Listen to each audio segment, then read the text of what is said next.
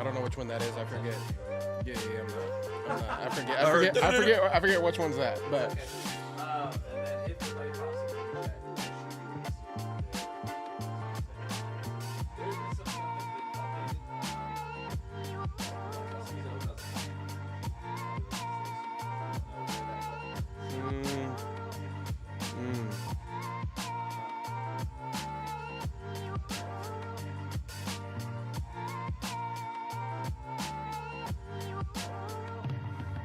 You will, I'm gonna intro. What's up? We're gonna talk about something universal called grief, and I got a guest with us today, the bishop. yeah.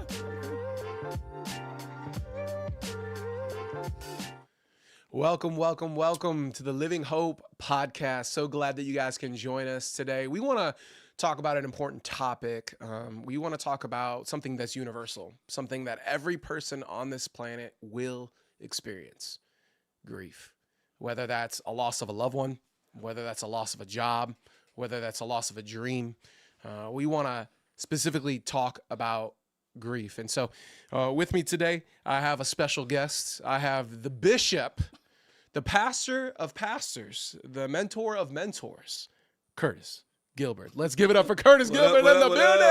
What up, man? What up? Dude, I am. It's good to be here, man. So glad you're here, man. So glad you're here. If only they know. As long as they know. Why don't you tell a little bit about yourself and then you can wrap it up with the history of how you and I have known each other. Man, so a little bit, the best part about me, at 48, I am blessed with a beautiful bride named Shelly. Yeah.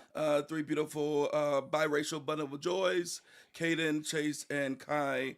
And then through life and marriage and ministry, the Lord allows me to pastor a church called Garden City Church. That's about a year ago, maybe we changed the name from Faith Family to Garden City. And it honestly has been a beautiful ride because that's Faith Family is where you and I met, right? Yeah. And so the Lord just kind of called me back to lead this beautiful group of people, Lord willing, for the rest of my life, unless He says otherwise. And so that's what I'm doing, back living in O'Fallon, Illinois, my hometown.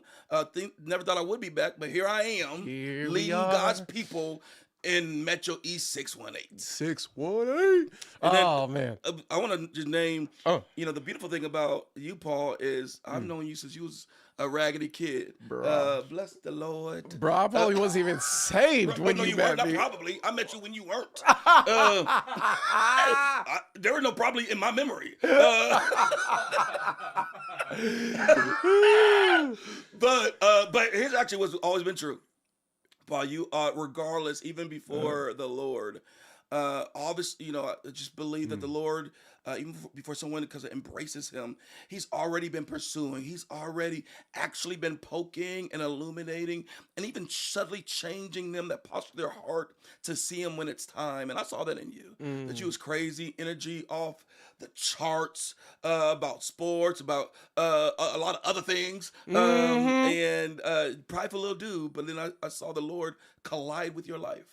And that forever changed. And years later, the Lord allowed me to be in the seat of youth pastor, to invite you back to lead. You did. We got to lead together. And to be honest, it's one of the greatest joys that I have for that moment, because we're still in this game. Bro, Somebody said more than you wanted. I remember you inviting me to come pray, and I was like, "That's what's up," because I was already an early morning person, and so I was like, "I get to pray." I was like, "Let's go! I get to pray with Curtis. Let's do this." And we would just sit and pray, man. Those are some of the most beautiful moments that we've had together. This day. I'm just like, dang. To this day, I think about it. Like we prayed about ministry, we prayed about life. We just encountered the Lord, and that you're in your living room, actually in Belleville. It was when you lived in Belleville, bro. 4A Harpersburg, New Lincoln Shire, bro. We was holding it down. Let's go, man. Praying in the middle where the police are outside and other things happening, but Lord, we were searching the you, Lord was seeking right after there. you. And then you calling me up, like seeing like, hey, you might have a ministerial gift in you, Yeah, bro. and seeing that because I didn't see it in myself You did not. because You did I not. was blind. I was blind. I did not see. I did not see. So when the Lord I was flipped me blind. up, when No, He for flipped real. me up, I got a little insecure because I was like, oh, I recognize my sin That's and real. where I'm That's at. real. And then as you were kind of like breathing Yeah. into that, speaking into that, and then training me, Yeah. and then you just literally kicking me I did. to Haiti with a bunch of kids. Bro, to this day, I still mad. I'm like, Yeah. why would I do that to him? But Bro, that's it how was the Lord had wild. it. It 'Cause he was really- wild. I kicked you out. I was like, Lord, I don't know. That was not wise how I did it to you. But look at what the Lord has Look done. at what He's done. Look, he used it. But He I did was looking use back it. like that, man, because I was listening to a song by Tori, and he mentioned Haiti, and I was like, man, I remember when I left Paul just to take these kids to Haiti, and I was like, why did I leave it that way? I should have helped him. Sorry, Lord. Sorry, because I did not help. I just Hey. bounced. Like, bless you, brother. Hey, but it was still good though, man. Because then even through all that, you've always been the homie. Yeah.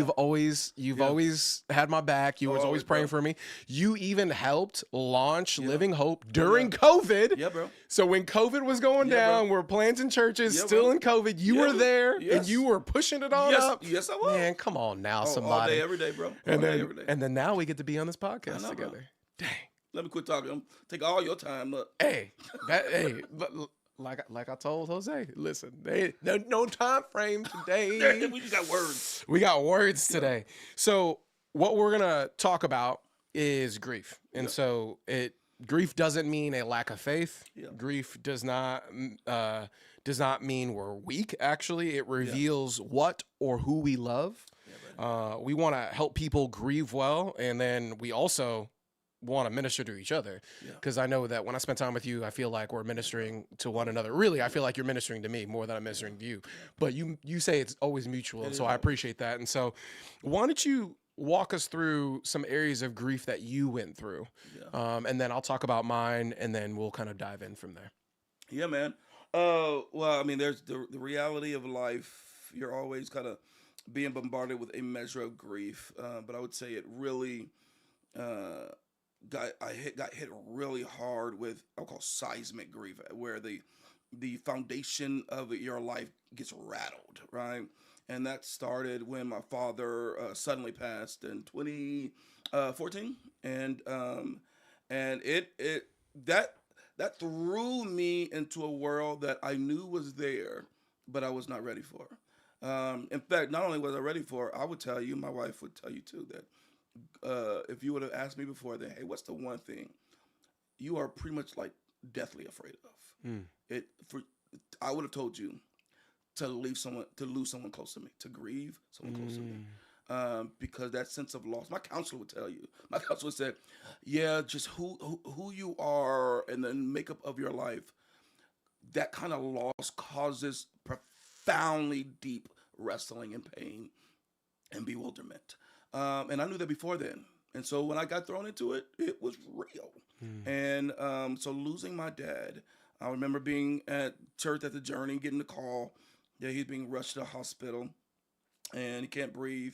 Pretty much died at my parents' house, but the ambulance came and got him. And I remember, honestly, remember driving to the hospital, getting a sense where I pray he comes out. I actually don't think he will. And so that kicked off from there, I would say, man, shoot, at this point, a decade plus of being acquainted with life-altering grief, where I had to deal with measures of grief between that passing, but then soon after that, I had a good friend named Eric Brown passed at the church, had other good friends, 2014, 2015. I was connected to about 10 to 15 different deaths and funerals that I had to be a part of and even officiate. So that kicked off some just deep wrestling with the Lord. And then 2 years ago, my mom kind of is on the line between suddenly and known. She passed of cancer, but we had only known a couple months. Everything was looking good, but then the Lord had other plans, and she passed. And I would say, one, losing a mom, and then losing both parents.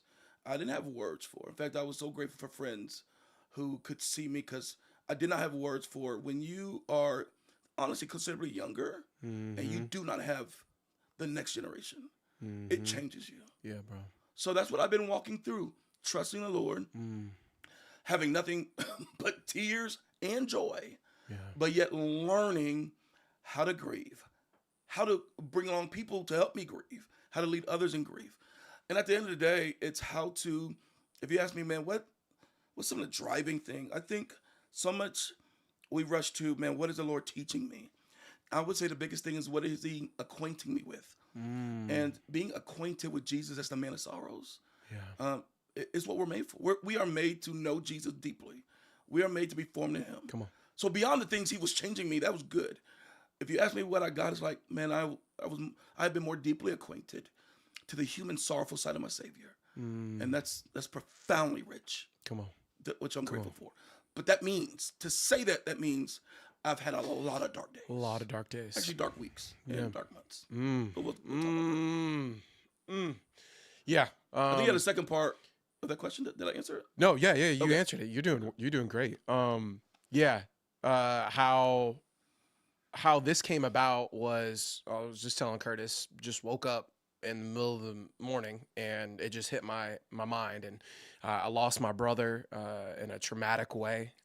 Had to pump compressions into him and see the police come in and take him, and then tell my family, your son is gone, and just all that. And you showed up.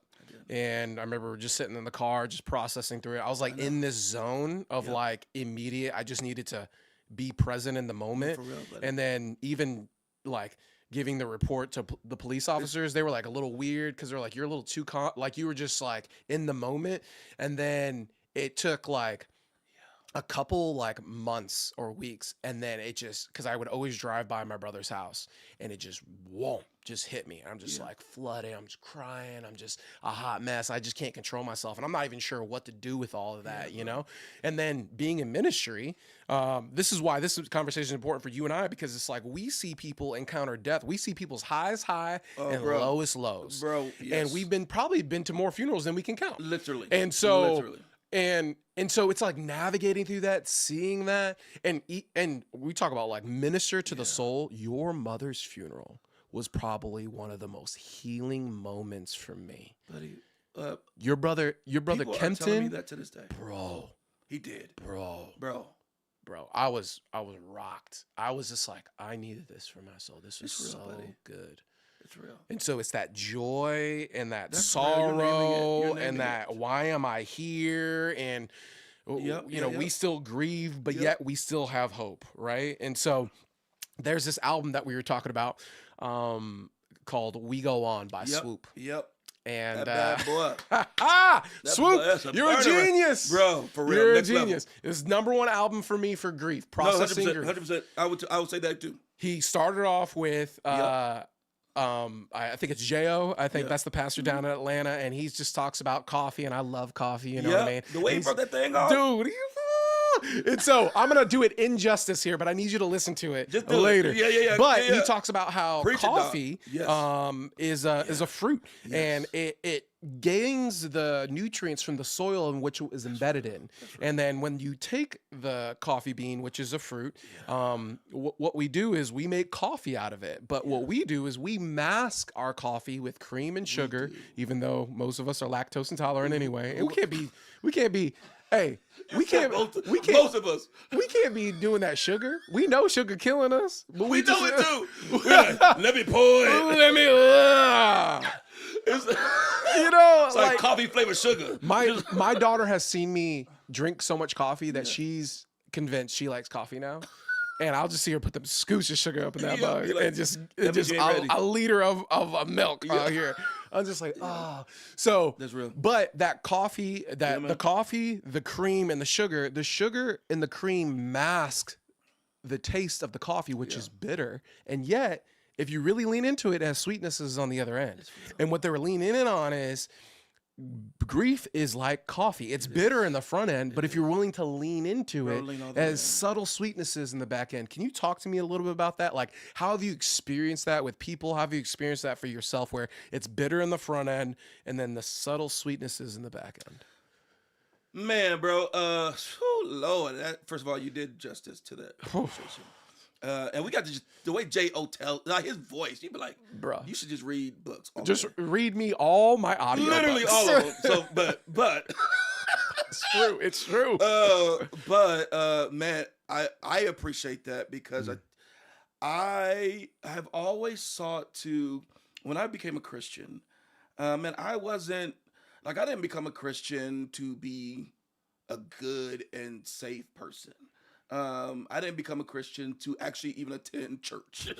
In fact, when I became a Christian, I'm like, Lord, I don't want to be random people. It's me and you, right? Yeah. But I was like, Lord, I want a real faith. Like, I want a faith that you're present and it can be felt, right? But to have a real faith, that means it's easy to say that, but to have such a real faith where you desperately need God to be real with you, that means you have to have dark days. That means that bitterness has to be truly be bitter. That there are dark gardens you cry out and you plead with the Lord, please take this cup, right? Yeah. So the bitterness has been realized that I had to, when my dad died, man, I remember coming home from the hospital, standing at 408 Harper's Ferry in the kitchen. My wife and my sister-in-law was there. And I remember standing in the kitchen, it just hit me. My dad is dead. I don't even know what that means. And before I knew it, what came right after that's like, my heart is broken. Not, let me figure this out. I had to figure out the planning side, taking care of my mom. But the dark part was, I had to learn new language. So language was, Lord, I do not like any ounce of this.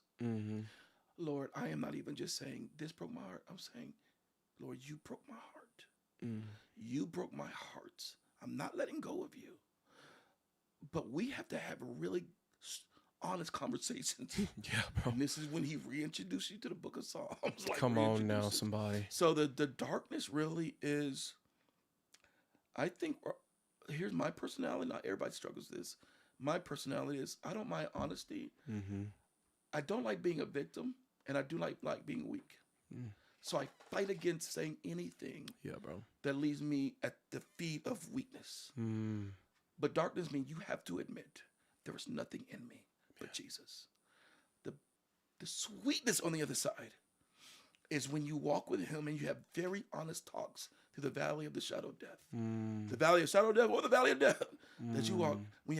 That means when you get on the other side, you really do mean Jesus is all I got. Jesus is everything. Come on. Jesus is not just my savior. He literally is my friend. Yeah. He held me.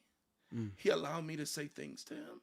He allowed me to say words. And if I said out there, y'all probably call the church like 5 that Bleep, bleep, bleep, bleep, bleep, bleep, censors. I'll tell people, I said words to him that I don't say nobody. Come on. And he allowed me to and loved me back and walked me to being a dad and a husband and a man who had to learn how to now shepherd my family. And then through my family, I had to learn to shepherd my church through measures of grief. And so the sweetness on the other side is the more deeply acquainted to the teaspoons of sugar that is purely his grace. That when you realize, oh, the sadness is actually just a true part of humanity. That we think it's a bombardment on wrong. It is a bombardment as the flow out of sin from Genesis 3. But this side of humanity, because Jesus walked through it, what he shows us is, no, this is just part of being human. This is just part of being human that you have to be honest about. And the sweetness is, I know who Jesus is. I know how weak I am. I know how scared of a little boy I was, and in some days I still am. But yet he has me. Come on. He loves me, and he has the audacity to still use me. Doesn't he use crooked sticks to make straight Bruh, lines, man? Crooked, broken. I mean, I'm you was crooked. I was like in 3 pieces. Yeah. I'm looking at this thing like, Lord, I wouldn't do nothing with them sticks. Bro. Yeah. I mean, it's so real, and it's not rushing past it, right? Not pushing past grief, not trying to ignore grief. And we do that often because with the cream and sugar, it's like we do it with entertainment, drugs, alcohol, sex, all these different things. And like for me, it was I would mask it with busyness because I was in the middle of ministry at that moment. Yeah. And so my masking, even though it was good, I would help other people, but that would make me feel better so I didn't have to think about my own grief. Or I would, instead of driving past, because, you know, when I come to work with the Faith family, I always had to pass by my brother's house. So I would take the long way sometimes because I just didn't want to like encounter that anymore. So I'd take like extra 10 minutes to drive all the way around. And then I remember in some moments where I just got angry. I just was like so frustrated. I was like, this is stupid. And I love how you were like gearing that towards getting that towards God. And I just remember feeling that even towards my brother, because I was thinking like how much responsibility, like as a big brother, there's a lot of responsibility on him. My dad was in the military. He was deployed a lot. He was like that father figure. He's like 10 years older than me, bro. And then he was the fighter. I was the talker. I was the one that got us into half the fights in the first place. And so like all the things were starting to like hit me, all the memories. And it's just like you just want to push past them and just live life. And what we're saying is don't push past those things. We need to embrace it. Or there's another analogy called kissing the wave. Like we have been placed in this world, and it's like the Lord places us in an ocean. And the waves are going to hit us no matter what. Death is going to come no matter what. And the waves could hit at our ankles, could hit at our knees, could hit at our waist, could hit at our chest, and could hit us over our head. But it's going to happen. And so can you talk to me a little bit about like kissing the wave, embracing grief, and navigating through that? Yeah, man. I think, man, I'm glad you said it that way. Because even as you were talking, I was thinking, I was like, there's so much we use to mask. And when we mask grief, like kissing is actually a really good word for this, because you have to be intimate with it. There is an intimacy you have to learn to have. Come on. And intimacy means I have to let it into my darkest places. I have to let it into my places, my most vulnerable and fear places. For grace to really touch where I most need it, I have to let the wave into it so that the grace follows it. Come on. Because here's the deal. We really do think we're kissing it when we place a verse on it, right? Cool. And I would just tell you, Christianity is actually, it's both beautiful and dangerous. It's the easiest thing that we can do to mask grief. we have all the verses, we have all the cliches, we have everything to do. And hear me, you'll say it, and everybody would agree with you. The more and more I've actually pastored people, I realize they're saying the verses. They ain't kissing grief. They ain't kissing that wave. Oh no, they're not. They're not. You're using a verse to actually stiff arm grace. Dang. So kissing must mean that when we are actually the truth and grace of Jesus Christ that we are embracing. Come on. It must be fully experienced for grace to be fully received in that. Grace shows up in the prison, in the dungeon, in the dark. If you're keeping grief out there, but yet the darkness is here, you're saying, grace, you stay out here. I have this covered. To kiss it means I swing open the door. And the scriptures of he causes all things for my good, I know that, but that's on the sweet side. Right now, I have to live in lament verses. That he gives us the grace of lamentations. My God, the grace of, Lord, woe is me, where are you? Come on. Kissing is saying those words that the Bible has plenty of, but we rarely say them. We rarely encourage others to say them, but yet we say comfortable verses. So the challenge I would put to me and all Christians is, to what degree is God's truth allowing you to live reality versus shielding you from reality? Sheesh. That's the challenge. So kissing it is, I open the door because I know whatever I let in, Jesus has it. I don't let anything in that Jesus cannot handle. So the kissing the wave, riding the wave is when you let that in and you're like, wherever it takes me, Bro. Lord, I'm here. I Bro. took this illustration to my church about swimming, right? Because Shelly, her family swimmers, my baby boys, they love water. It is out the Gilbert side. We changing generations Bro, out I'm here. changing- We changing I just generations. got back from We chasing putting swim our meet. mixed I'm like, babies in the pool. Bro, I'm looking at it like, I don't even know what you're doing in that water. But bless you, son. I love it. But Shelly tried to teach me how to float. I tell people I swim for survival. Yeah. But that means I'm probably gonna die because I can't even float. But I remember Shelly tried to teach me how to float, and she said, "No, the key to floating is to lay all the way back relaxed. The moment you tense and fight, you actually start sinking. Oof. You're not letting the water do its job by holding you up, by you tensing. The moment you rest, you allow it to do its job and carry you to the next." That's what it means to truly rest. That means I am not fighting against where God allows the wave to take me. Come on, I Shirley. said, regardless of where the tears take me, as long as I lay back and you have me, then I'm good there, right? Wow. You tense up, no. Then in that moment, you start sinking in that wave and not experience grace for that wave. Ugh. And so riding, kissing it, and then riding it is saying, one, I'm honest with it. Come on. I'm not just honest with it. I have verses for it.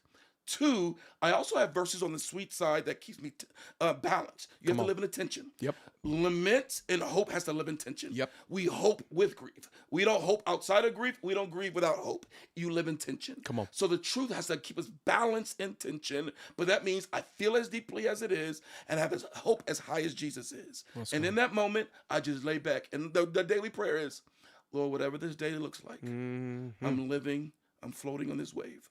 That means I will be honest with what I feel, and I'll be just as honest with the hope I have. I will cry when the tears come. I'm gonna tell you, no, this is a really bad day. I'm very sad, and on that sadness, Jesus is on the throne. He don't need me to be there, so I can comfortably be sad, and He comfortably holds the world, kissing the wave. Oof.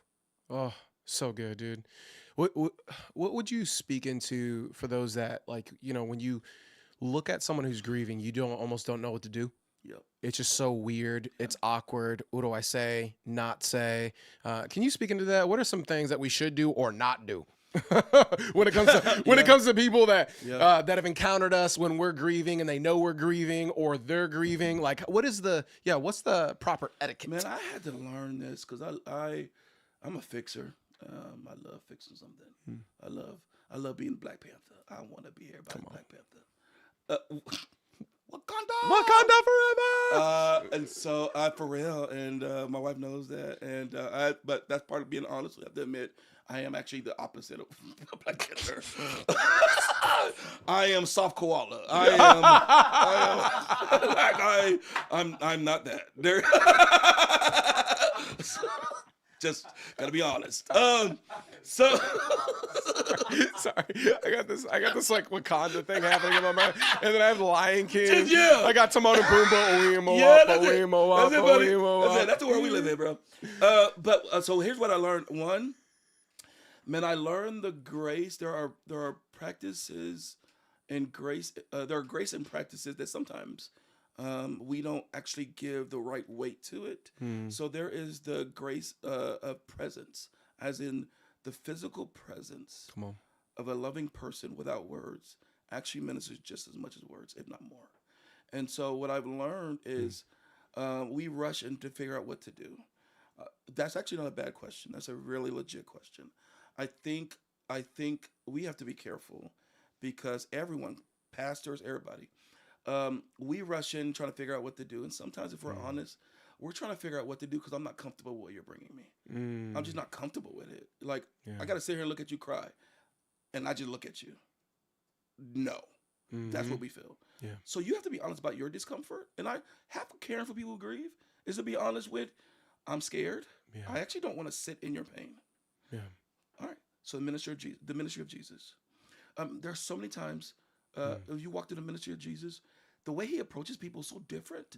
He approaches them the way they need it. Come on. So sometimes it's just silence. Sometimes it's the pure touch of, I'm here, and that's it. Sometimes it's the Luke 24, I will walk with you as you wrestle with hopelessness not trying to rescue you from it, but engage you with questions to allow you to rediscover who Jesus is. Come on. So it's presence. It's asking the Lord to lead you, not just what to say. What questions do I ask? Much of it does not start with what to say. Most people aren't trying to figure out the other side. Most people know verses. Those are about Christians. Most people know verses to say to get them out of it. I would tell you, most Christians don't need you to remind you of Romans 8. Like, they know Romans 8, fool. Like, now, if they, like, in 10 years, they might. But this moment, this ain't Romans 8. Yes, moment, there's Lamentations for a there's reason. limitations. So here's There's Psalms for a reason. there is, all right, new mercies every morning. That means there are grief at night. I sit with them in their grief. Come on. I ask questions. I intentionally ask questions. Hey, tell me what you're telling yourself in the darkest moment of your evening. Tell me what you most miss from that person. Tell me what you're grieving that won't be real. I have a dear brother named Mark. He's a banker in Collinsville, and his wife, who's also sisters of one of my dearest best friends, she tragically died while delivering their first baby on Valentine's Day. In the same year with my mom. So we practice kind of this regularly getting together and processing grief. And I remember, shoes make me cry. I remember Mark and I, we were at Peel, and I just remember him and I going back and forth. Hey, tell me a story about your mom, he would ask me. And I'm like, hey, tell me a story about Whitney. Man, what are you missing most? That's so beautiful.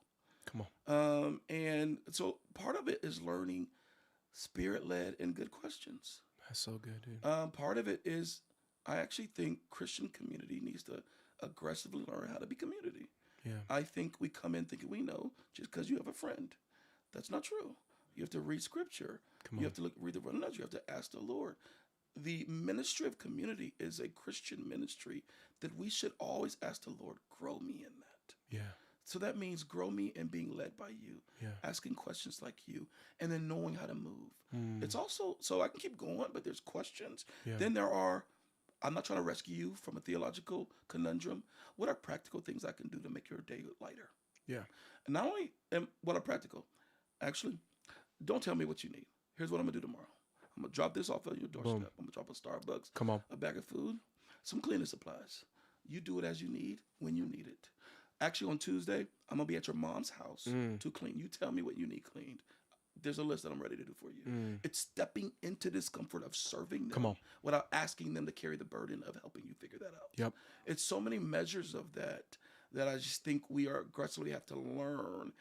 But it really does start with, I just think sometimes we're so confused because we skip over the most simple Christian things. It's be slow to speak. That means you slow to speak. That means you're talking to him more. You're talking to Jesus.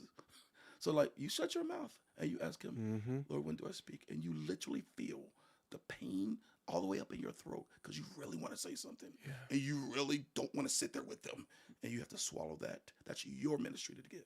Come on. And so you talk to him, slow to speak, let him determine the timing, the tone, and even the words of what you say. And then you walk him through it as a spirit-led Christian should be, not as a friend trying to ease your pain. Come on. I am a Christian sibling trying to walk with you. That means we bear others' burdens. Bear each other's burdens. So to bear others' burdens, that means I gotta feel your burdens. Come on. Not just generally feel. I mean, if we weep with those who weep, that means Come on. I gotta get close enough where it touches me when you weep. Come on. And I have tears for you. Yeah.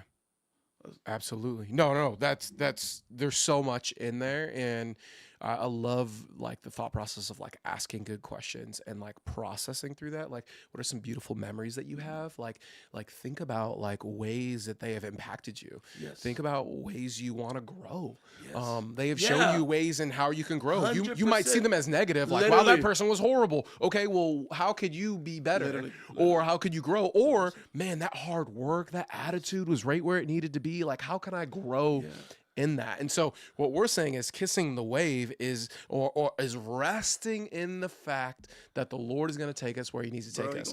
But we cannot mask it We can't mask it. cannot We mask can't try to hide it. And again, it's just, obviously we're both Christians here, and we love Jesus and we love God's people, but sometimes we are the worst, and we just boom, move past the whole Bro, we thing. the Like, worst. no, I got joy in the Lord. Yes! No, for real. Hey, joy, For joy real. down in my. And it's like, bruh.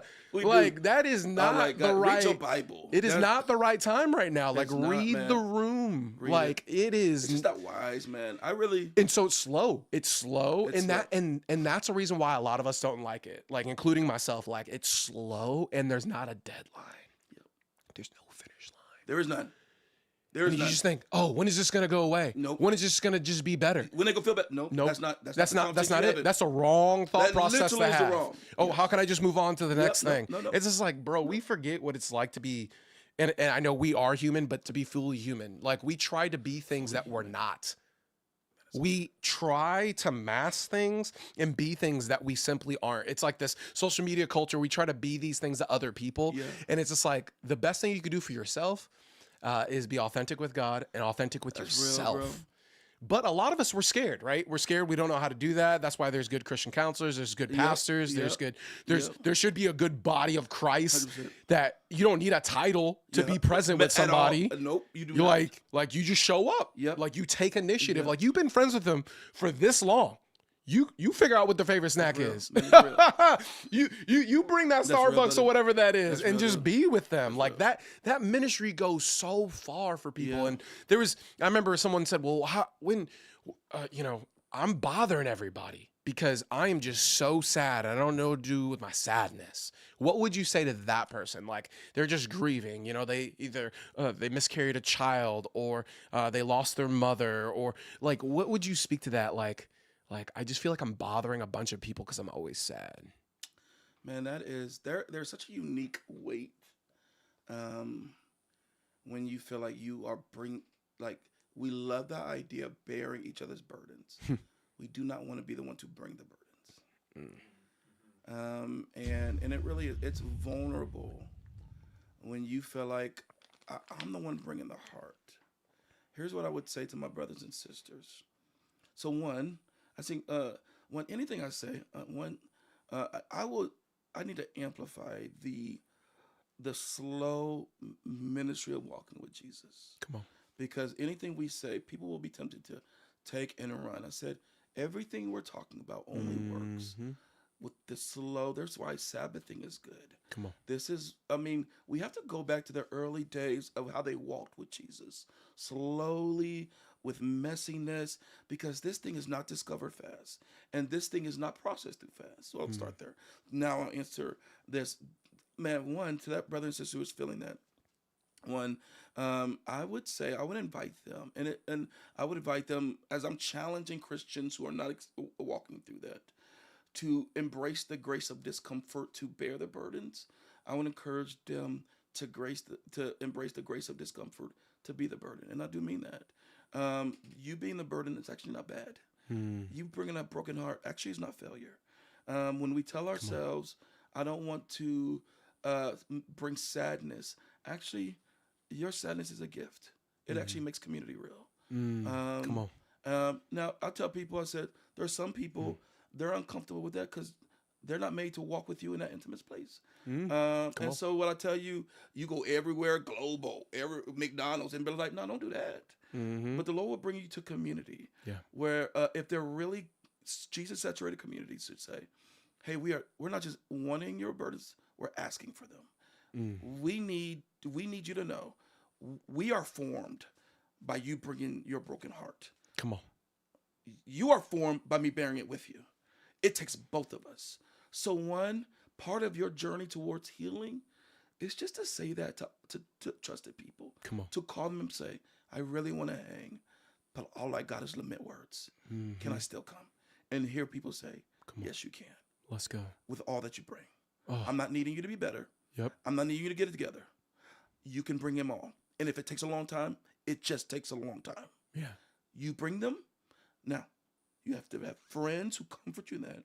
You also have to have both friends and caring kind of people who are, you would say they're accountable to helping you walk through. I always have people that I can bring my broken heart to. But I also have people who they are safe places to help me assess my brokenness.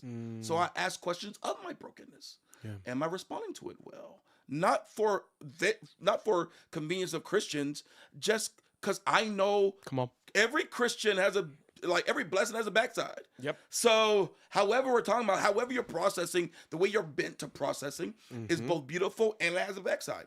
I need friends to make sure my backside ain't the loudest thing in the room. Yeah. Right? And sometimes it is. And I need friends to say, oh yeah, I'm coming in way too strong on this end. Right? So I need to have friends to tell me or counsel to tell me, hey man, that broken heart's real. Yeah. But let me share about the other backside. I just want you to be mindful of. Yeah. Not to feel the weight. Let's not to change immediately. Not to feel the weight of you have to feel shame but because we're just walking through it. And I got a backside like you have a backside. Yeah. And when I'm grieving, I'm gonna need you to tell me the same thing. Yeah. Oh, And I got that's so friends good. like Brett or Mark, whoever. Like, no, these are conversations we have. Yeah, no, that's so good. I mean, I remember specifically when we were on the journey of about the church plant. Yep. And I was struggling because I was re-dreaming about my brother, and I would go on these mission trips, and I specifically was going to Brazil a lot. And I remember him grabbing his stuff in a kind of an angry way, and he's like, you know what, Belleville needs help too. And I remember it just dropped on me, and I'm like, ugh. And I just kept having that reoccurring dream while I'm praying about church planting, because I thought for sure once my youth ministry career was over, I thought I finally get to be a firefighter, No, for real, paramedic. I remember texting the fire chief in Belleville. Like, I'm coming. And I'm coming. And he said, aren't you a pastor? I And I remember was that whole like, season. oh my God. Oh, I remember like it's yesterday. You were wrestling. Please Let stop. me out, Lord. I want to fight fires. Let me out. I just want to do something else, dude. But I didn't want to plant a church out of my grief. And that's why, like, when I joined Acts 29 and got with some of those dudes, I was just authentic. I was waiting for them to tell me, yeah, you need to calm down, fool. You just need to push yourself back. Because I didn't want to plant a church out of my brother's grief. Yeah. I didn't want to bring a bunch of a real thing, people buddy. to hear God's word because Paul has a vendetta and he's got to process his grief. And people were able to speak into my life. My wife was able to speak into my life. You were able to speak into my life. All these people were able to like navigate, like, hold up. Yeah. You're kind of hard on this. You're overthinking this a little bit. You need to like level it out. And so those are good things to do. And also, you have to be risky before the grief actually happens to have community to do that. And that is one of the most difficult things right now. This is not just a Christian problem. This is a global problem for us to actually find authentic, good community, because we have this faux thing going on with social media, and it has its purpose. Social media has its purpose. It's all good. But can you speak into that a little bit more about like, how should a Christian go about Christian community and lift up the bar of what you're talking about, of being that person in community that can be real and authentic? You know what I mean? Yep. Man, that's a really great question. And it's a big question. So, Yeah, it is. It is. Sorry. I was like, where do I bite? Man, for Christians to learn how to be in community and grow in community. One, I love what you say, that bar. I'm gonna go back to I think I get on people's nerves, and I don't mind. Where I really do try to go back and just simplify it. I just think I think we're trying to answer questions that the Bible already answered. Let's go. I actually think, man, if you have a regular practice of silence, solitude, reading the scriptures, reflecting on them, your version of journaling, as in just talking to the Lord, then he really will teach you how to be. He will teach you how to be community and embrace community. Bro. And I'm telling you that because I'm not here, like I'm not that dude. Yeah. Like I got saved with Jesus. I want to be a missionary. The Lord brought Shelly. I was like, no, you're from the Satan. I want to be me and Jesus. No other human beings. Everybody bad. I know I'm bad, but at least it's just me and Jesus. He saved me. He saved me. But the rest of y'all not about to mess this up for me.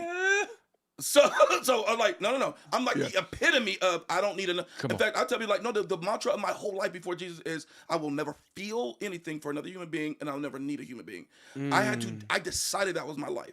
When you decide that, you have to die to some places as a human. Bro. So when I met the Lord, I say that as in, I am not telling you as a pastor got to go. No. I'm telling you as the Lord who had to lay me on the surgery table and cut. I said, so you asked me how? I was like, well, listen, I ain't got no strategy for you. Just walk with Jesus. Come on. Now, here's a strategy. There are plenty of scriptures that if you just simply walk them out, even messily so, the one another's. Confess your sin to one another. Love one another. Show hospitality to one another. If you just practically do that every day. That's it. Like, Lord, That's show it. me how to do this one today. Show me a person to do it and how to do it. Yep. And every day, you just slowly become Ephesians 2:11 through 22. Like slowly. That's how you do it in bite size. But it starts with risk. And risk means, man, you have to know grace enough to take risks for yourself. Come on. The gospel frees you to not think about yourself too much. And so when you're always talking about my risk and my this, you died. Ephesians. You No, died. Philippians too Yeah. out here. Like, man, you are alive, but you died. Yeah. So it is risk. I'm not even, you ain't lying, it's risk. But you died and rose with him. It's his risk. Come on. You have to do something with it. So there's a difference between arrested trust and passivity. You got to do something with it. Yeah. But you have to be convinced. Grace has freed me to lean into discomfort and risk. And with him, it's risky, but it's not really. Because whatever he's ordered the steps to, there is no doubt flourishing on the other side. Yeah. It might be hard. And so I would say every day, who's the person that you've asked the Lord to show you, that's my community, and what's the thing you're practicing every day towards that community? Oof. Practically. Who are you calling? Yeah. Who are you letting people? I mean, my homie, I mentioned Brad, I have other friends. They've had to teach me. One of my homie, Brad, some of y'all know Brad. You know Brad, yeah, he's still one of my dogs in Alabama. But I had to have homies who call me up like, you don't call me enough, Curtis. I don't even know if you like me. And I used to be like, man, you're a grown man. And the Lord was good. like, you asked to learn how to be a friend. That's it. You have to die to yourself to be a Come friend. on. So you have to learn how to text. And I have to be honest with my friends. I'm never going to be good at this. Mm-hmm. So I need grace to Bro, be imperfect. That's real. But I have to have grace to pursue you. Come on. Woo! Goes both ways. It goes both. So grief is just, that doesn't make it more than this. Mm-hmm. Simple, daily. So make a list of the one another's. Every day, read and meditate on one of them. Yeah. In your journal, what will I do with this today? Come on. And practice it. Practice it. Every day. Every day. Now, if you do that walk with Jesus, you'd be amazed where he take you. I'll tell you right now. Bro. I got a squad of best friends. I was like, Come on. I am not that dude who needed all that. Come and on. yet he's for me. So I say, and I was the foolish and most deadest of people when it comes to community. So I can tell you, he Come on. really can make you a good community embracer and a community giver. That's it, man. That's so good, man. There's a young gal. She's been through a lot. Lost her brother to tragically got deleted. Two of her brothers actually ended their life, and then had a grandmother die, and then just a lot of tragic things. And she was fishing with someone, and she would pick up certain types of fish, and she would identify the fish based on like what it was. So she talked about it. She's like, this fish is mucky and scaly and whatever, and she would toss it back in, and she felt like the Holy Spirit was really speaking to her about identifying her grief, what kind of messiness or things that it makes her feel at that moment, and giving it to the Lord. And so can you speak into that a little bit about grief as we because it's different in every season. Like I said, I was like this trying to be strong until 6 months later. I was so weak, I was just bombarded by the grief. But then it even comes in waves. Like now it's like I'm 10 years removed from it, and I'm still like feeling the weight of like grief. But like, can you talk about that a little bit, identifying it and casting it upon the Lord? Yeah, buddy, I can.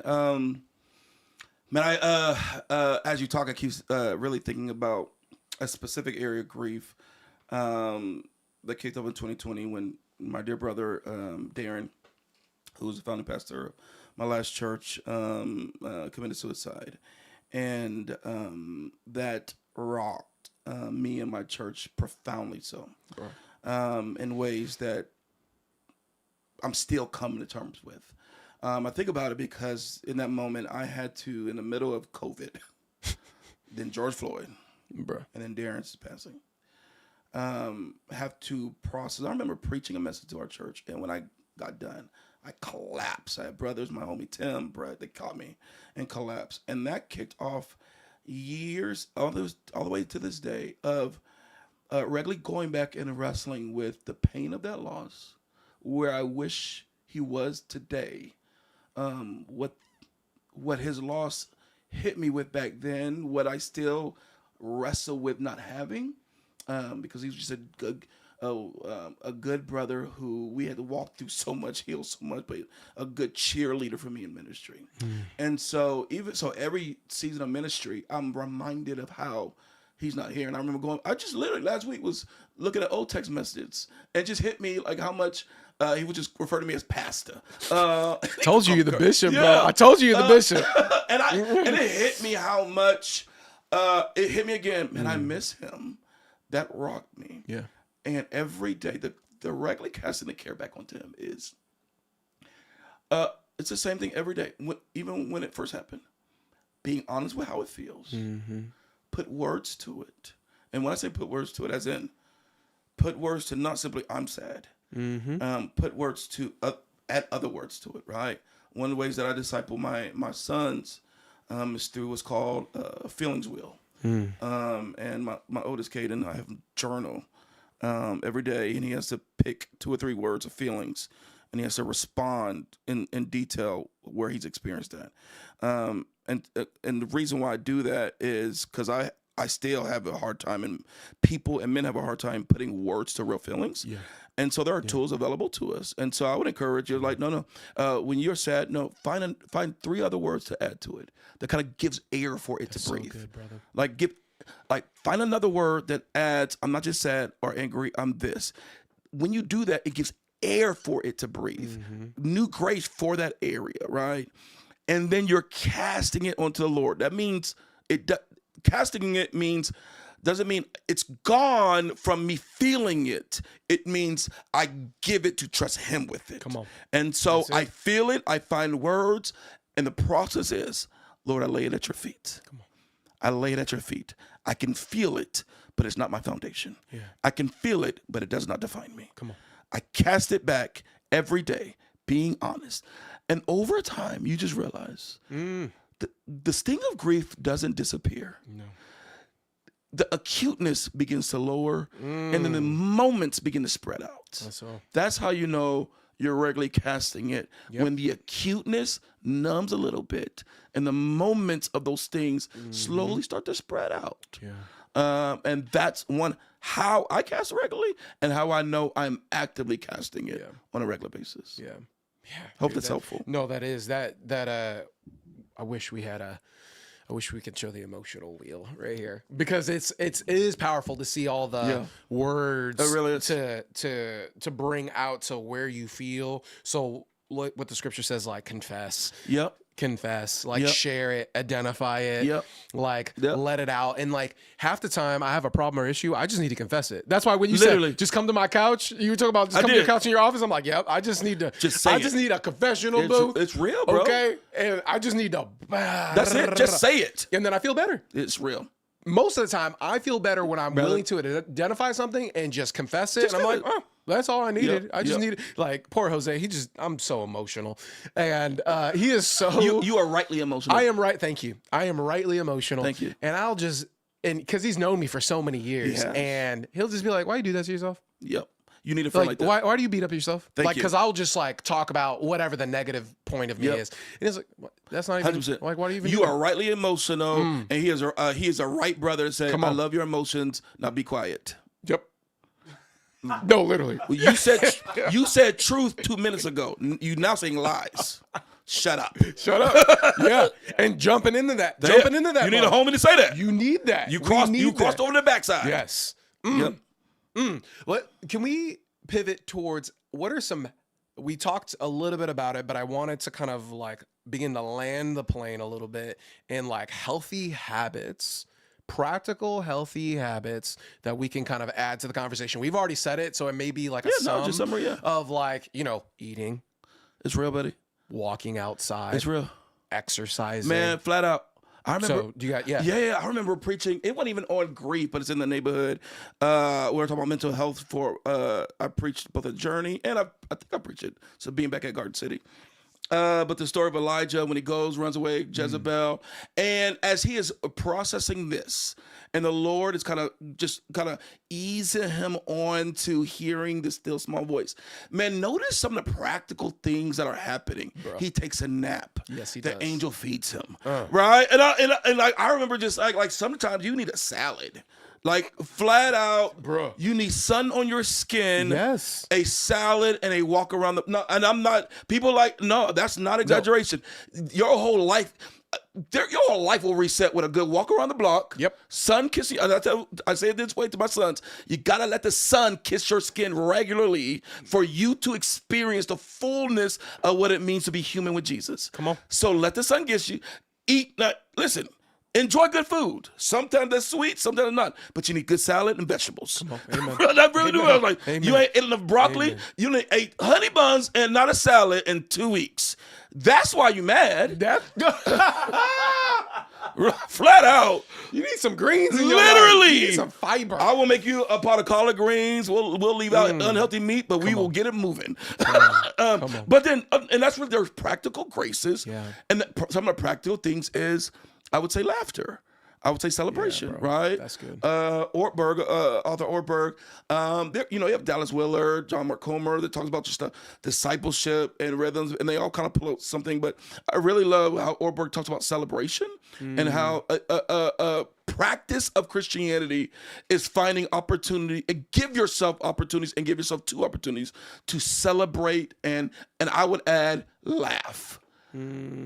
I don't think we're we too understand. saved, too serious. We too say I don't know. I just said it to the church. We're talking about Easter egg. Easter egg hunt. I was like, we have to understand fun and laughter is of Jesus. Come on. If you have that, that means Jesus put it there. I mean, Come he on. really loved good jokes.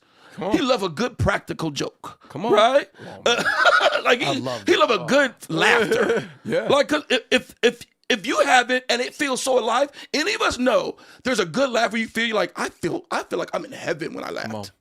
Come on. It's because you were meant to, right? So you have to find practices of, man. If you in a, if my wife watches this, you know, like there's certain seasons of darkness. I love dark dramas. Yeah. I love weighty shows. Yeah. That ain't the season to watch them. I need to watch Martin. That's I good. need to watch. That's good. That's Bro, good. for real. I need a Yes. nightly episode of Martin Yeah. if I know I'm in a weighty season. Yeah. Like pull back from the dark dramas when you know when you get up, you on. try to fight everybody. That's it, bro. Right? That's it. Your And I doom, mean your that. doom scrolling ain't Your helping. doom- it is Your- not. Your endless, like, your It is algorithms not. got you on this bad thing. You know It what I is mean? not. It's not going to help so you. pull off, stew with your eyes. Breaks from social medias, good content. There was a whole season where I was in a dark place. I was like, I could only watch Christian things or Marvel things. Yeah. Uh, Yes. And it really was. It served my soul. Like Christian things or Marvel. I mean, the number of times I don't watch Marvel movies, I do it because, but it really does do something deep for me. Come on. It resets my joy. And I've already talked about the spiritual things. We know those things, right? So I'll tell you, do the things you already know. It's the other things that I don't think we talk about enough that people really give themselves to. Yeah. And like, I think taking the right step for them to do that. And what I would say too, because there is this weird pocket you feel when you are laughing. The first time you laugh after a major grief, because you almost feel guilty. Oh my gosh. You It almost feel feels- like I should not be having fun right feels now. wrong. Like I should, it just feels so wrong. And yet it is part of that healing process of like, not only your tears are like pushing out the pain that's in your body, but that laughter is good medicine for the soul. And so that laughter is so needed. And it's weird to do that. What do you say to the person that is, I know I said I was going to land the plane, but like, what do you say to the person that's like, I feel guilty for laughing when I'm in the midst of pain? Yeah. So I would say apply the same grace to any guilt. Right. And so what's the center of that guilt? Is it you have truly sinned against God? Is it you have undermined an explicit or implicit call and command? Or is it you're just uncomfortable? Yeah.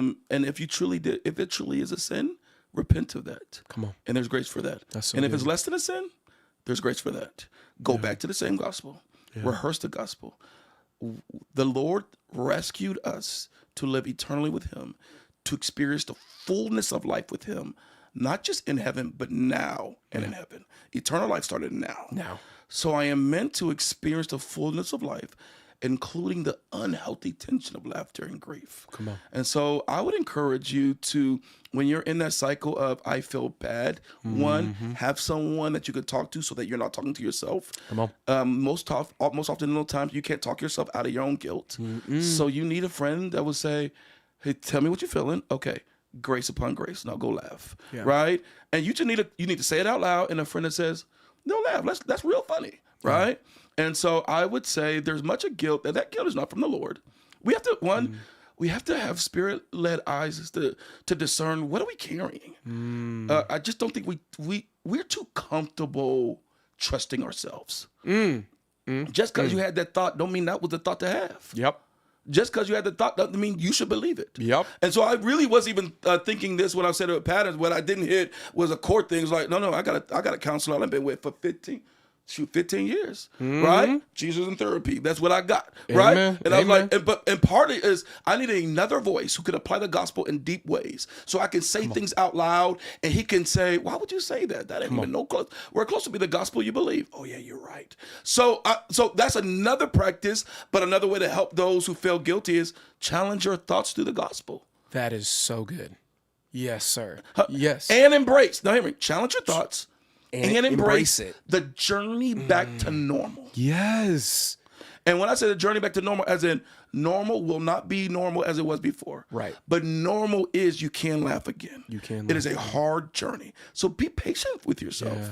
Be kind to yourself. Yeah. But don't be scared to journey back to the normal. Yeah. No, that is so good. That is so good. Yeah, I'm just even thinking about like all the things that have helped me, obviously, from journaling, walking, eating right, exercising, having good friends, like walking through those things are so helpful and beneficial. And so we're going to take some time to maybe answer some questions because we've taken a lot of time of talking. Yeah. We've been talking a lot. And so, what questions we got on the board today? I don't have a microphone, so you're probably going to have to repeat this. Let's hit up Jasmine's.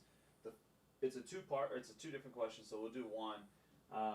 How do you counsel somebody who feels guilty for grieving too long? How do you counsel someone for grieving too long? Yeah. And I'm going to sound like a broken record. Yeah, right? you're 'Cause I just doing think counseling anyone in any season is walking through the gospel, right? And so, one, name what you're wrestling with. Come on. Grieving too long. Tell me why you are defining that as too long. Who's told you a length of time? Who told you that you're supposed to stop before now? What's the source of that lie? Like God came back in the garden. Who told you that? My. And so the way I would counsel is I would lovingly and humbly walk through, tell me what you're telling yourself and why you believe that's actually the true thing so good. to live under. And then we come back to the cross again. You said this too.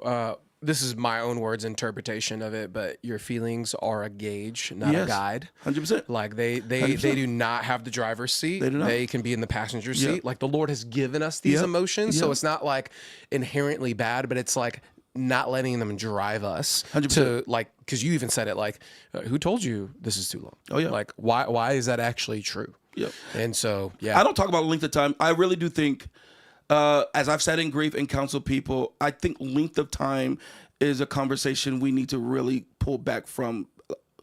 It like for a long time. Like usually, if you're walking with the Lord, He'll get you out when you need to get out. Yeah. There's different kind of grief with different dynamics involved that no one should be putting a length of time on grief. The Lord will teach you the length of time as you walk with Him. kick that timeline out. I would say that. Don't talk to yourself about length of time, and don't talk to others about length of time. Poof. Bars. That's good. The second question that she had was, what do you do or say as a believer when prayers for healing seem to go unanswered? What do you do when prayers for healing go unanswered? Yeah. You want me to start that again? I mean, yeah, we can just go you, me, and then we'll just go back to another question. Okay, cool. Man, that's a real grief. When that we don't talk about enough. When you are trusting and leaning into the goodness of God, but the prayers go unanswered. Here's what I would encourage, and here's how, if you were sitting right here, I would say, One I would just name, man, that's a real pain. That's a real loss that we don't put words to enough. Where you should be able to admit, hey, I'm just disappointed that it did not happen. And then we walk through. Let's just talk through. What are we not believing about our relationship with God? Even in this moment, what do you think what are you believing he's thinking about you, or saying about you? If he had a statement that he's speaking over you, what would you say that statement is?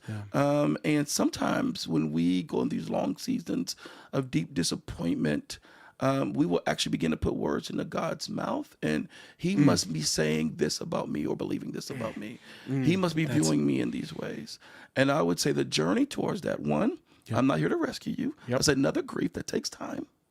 And so you walk, the way you get through that is you walk with Jesus, having really honest conversations, bringing him into Luke 24 conversations where he will ask questions to you and then reveal himself along the way. That's it. And that's how I would counsel you to slowly but surely have conversations of what are you learning about God and yourself in this journey? And then secondly, grieve what hasn't happened.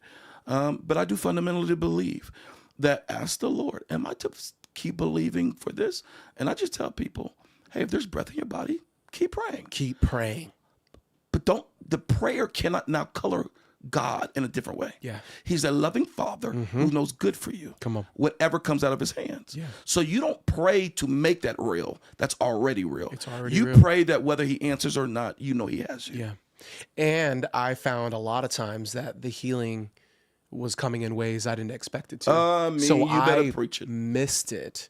When we talk about community, when we talk about even moments in scripture, when we talk about moments of silence or just taking that walk and not being distracted by things in your ears, just embracing like these moments that like are actually healing and vitality for us, that we'll sometimes just miss it. We'll pray, but we only want him to pray the prayer that we pray with our, and knowing that he's way outside our imagination. The way we want it, the timing we want it. And we like, nope. Like, what do you mean? What do you mean you didn't give me my husband, the way I wanted to? Or why didn't you give me my career like I really wanted to? Man. Or why didn't you give me my baby like I really wanted to? Like, there's all these moments of grief that we may have, even with, getting older, like dreams that you may have had when you were younger. Like, was that even godly in the first place? I know, right? And so, back to what you were talking about, for me, how I desperately just so badly wanted to go back to being a firefighter. Like, because as you like Marvel, like I love the X-Men. Like, I'm glad that the next phase is happening. It's gonna gear towards real though. X-Men. Are we not giddy about that? It's about to be. Come on, bro. And so I always kind of like saw myself as like a Iceman or a Nightcrawler. Like I'm not Cyclops and I'm not Storm, but Nightcrawler, he's legit. He's legit. He's there. We still need him. Like, you know what I mean? But like I imagine myself being a superhero that would support the main cast. That's good. And I wanted that, and I dreamt of that, and yet. That's not what the Lord had. It's not. And we need to reevaluate some of our prayers and our imagination towards God as we're praying to him and saying, like the Lord said, your kingdom come, your will be done. And then if this cup is able to remove from me, remove it. But it's not my will. It's your will. 100%. And here's what I would tell people. I think these are great questions. And I often frustrate people about how I answer them. But I get it, because people ask questions wanting clear and concise answers. I don't think pastors are too ambiguous. That's what I was told. We're so ambiguous. And I tell people, pastor or community is not meant to make your life more concise. It's meant to push you into a Luke 24 journey with Jesus. Come on. And so any question you're asking, the reason why I'm answering this way is the hope and prayer I have is that after this, you would have deeper conversations with him. These questions are for him. These are for Jesus. Now, I'll help you with coloring these questions. But tomorrow, wake up and you ask these questions of Jesus, and he'll walk with you. He's a shepherd and savior that walks. So the goal of all of this, and I would just say, is to uncomfortably, and I say uncomfortable because I am a clear and concise kind of answer, like, no, don't do this, do this. Now, the best thing I can do is push you in and walk with Jesus. Come on. Next question is, do you think that we don't know how to walk with people through grief because we don't walk as close with people anymore, or at least that the culture has produced it like that? Yeah, what I think my brother is trying to say is like, how do we walk with people because of grief, and I don't. Yeah. Do we not do well with it because we don't walk as close with people anymore? Yes, I think we do, or this is holistically, at 2026 humanity, we do not know how to be with people well. And I think it's taking that time of what you just said earlier about like, how can I be a good neighbor? How can I be a good friend? And then also embrace other good friends as well. And like navigating towards that. But again, American Christians kind of make me mad a little bit because we think we're too mature for fellowship. That's real. Or community. That's real. Like, oh, that's not, let's get to the Bible study. Let's get to the deep Greek and Hebrew. That's real. It's like, dude, you don't even, we need to exercise the word out. We need to actually live it out and be in community. And so this goes again to our brothers and sisters, specifically during COVID, that said in their heart, maybe I can just do church online. And I don't need to be in person. That's jacked up, by the way. Yeah. And I would say, I won't even add to what Paul's part because it's correct. Like, we do not know how to walk with people. I would just also say that grief is this out of nowhere intruder into a life. And it just doesn't make sense. And it's not supposed to. It's not supposed to. So it is a foreign intruder that came at Genesis 3. Let's go. It is not supposed to be this way. It's not supposed to be You're this way. supposed to feel out of pocket because it's not even supposed to be here. So it's like, no, it's gonna feel foreign because it is. Like we're not telling you anything that gets you away from this and you get a PhD in grief. No. I'm telling you, no, it was an intruder that came. Yeah. We're learning how to walk with that intruder because the Lord redeems even those intruders. But it's gonna always be a foreign intruder to our soul because it's against Genesis 1 and 2 shalom. It's against it. It is against the wholeness. Death is not real. It's real. It's not right. Disease is not right. Suicide is not right. None of this is right. It is in a world, and God's infinite wisdom allowed this to exist in a world between now and eternity. But the end goal is not to stand back and say, we make sense of that now. No.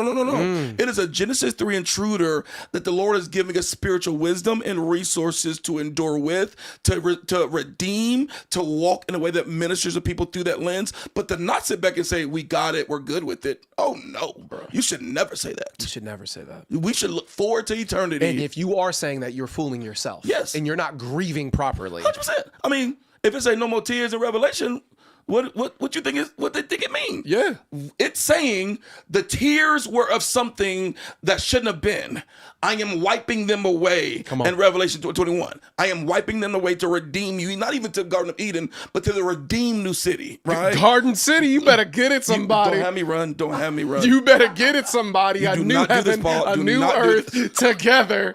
So even going back to, I think there's a degree community as Paul, and that's real. We do not do community, and that robs us of the ability to enter into it.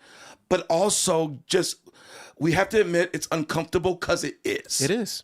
It just enter it's into the hard. awkwardness. Enter into the awkwardness. Dude. It's not to make it easy. Nope. It's to make it redeemed. Come on. Oof.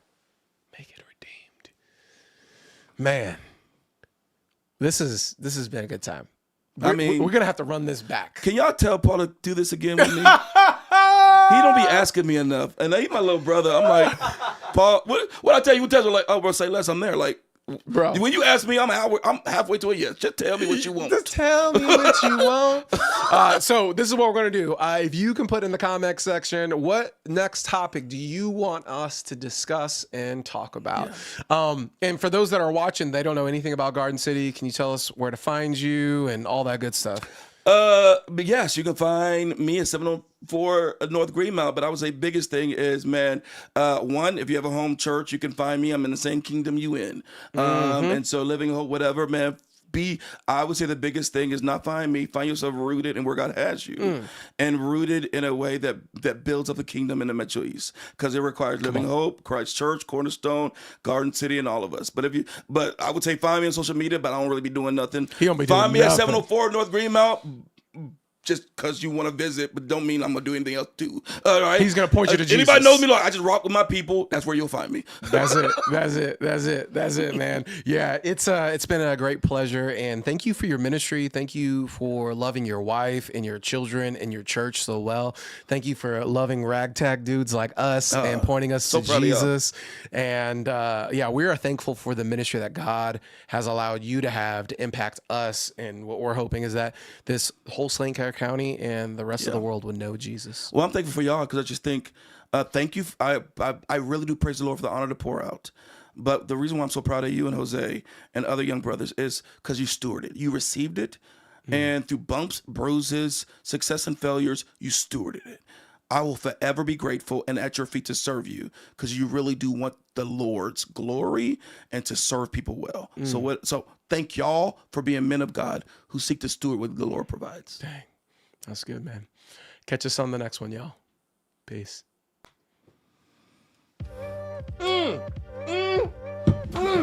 Bless the Lord. How long was that? I didn't try to time it.